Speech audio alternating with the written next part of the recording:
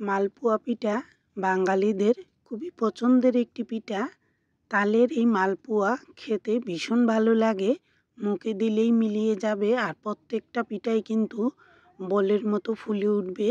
আজ তৈরি করছি শুধু ময়দা দিয়ে তৈরি তালের মালপোয়া।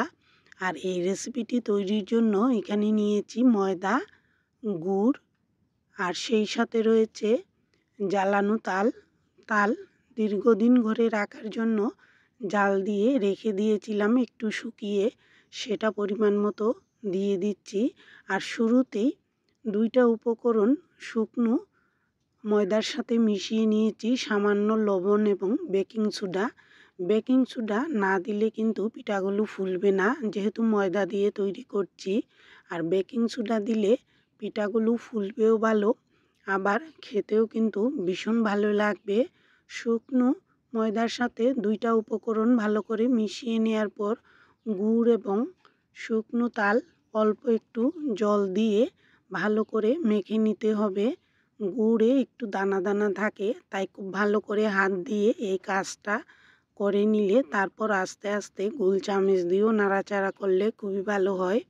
গুলা তৈরিটা পারফেক্ট হলে যে কোনো পুয়া, মালপোয়া বা তেলের পিঠা তৈরি করতে কোনো ঝামেলা হয় না।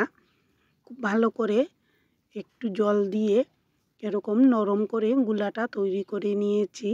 আর গুলা ভালো করে মিশানো হয়ে গেলে আধা ঘন্টার জন্য রেখে দেব, এতে গুড়টা খুব ভালো করে ময়দার সাথে মিশে যাবে।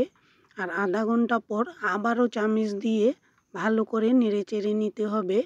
গুলাটা যত সুন্দর করে তৈরি করা যায় তত পিঠা তৈরিতে কোনো ঝামেলা হয় না।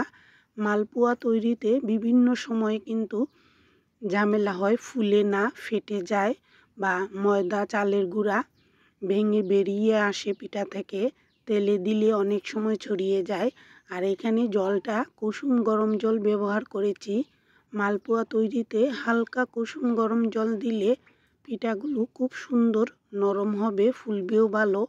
তবে অতিরিক্ত গরম জল দেয়া যাবে না, এতে ময়দাটা সেদ্ধ হয়ে গেলে পিঠাগুলো কিন্তু তৈরি করতে একটু ঝামেলা হয়।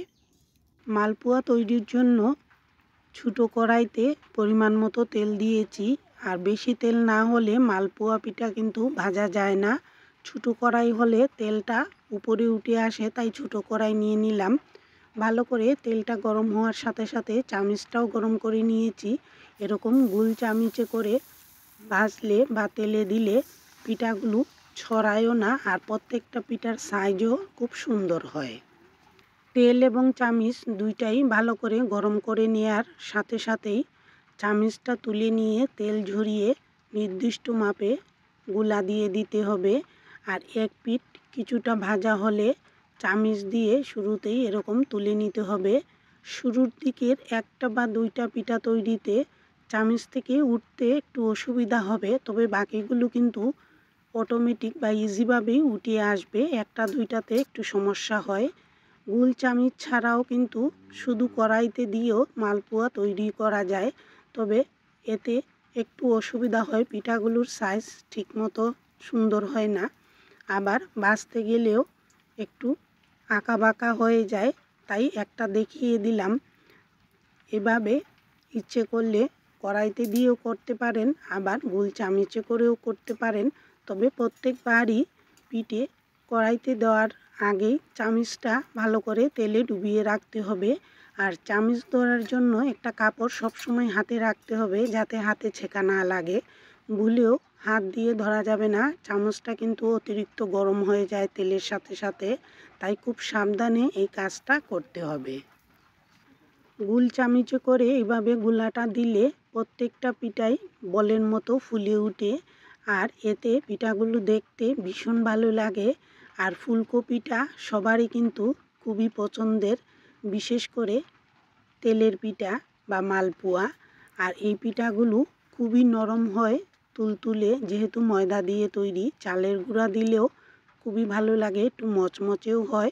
তবে চালের গুঁড়া না থাকলেও শুধু ময়দা দিয়ে এভাবে তৈরি করে নিতে পারেন।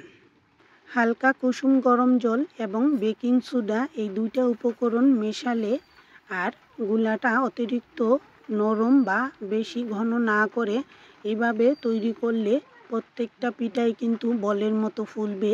আর এই পিঠাগুলো খেতে ভীষণ ভালো লাগে। বাজারের কেনা যে কোনো মিষ্টির চেয়ে এর স্বাদ অনেক বেশি। কেমন লাগলো জানাতে ভুলবেন না। আর এতক্ষণ পাশে থাকার জন্য সবাইকে অসংখ্য ধন্যবাদ।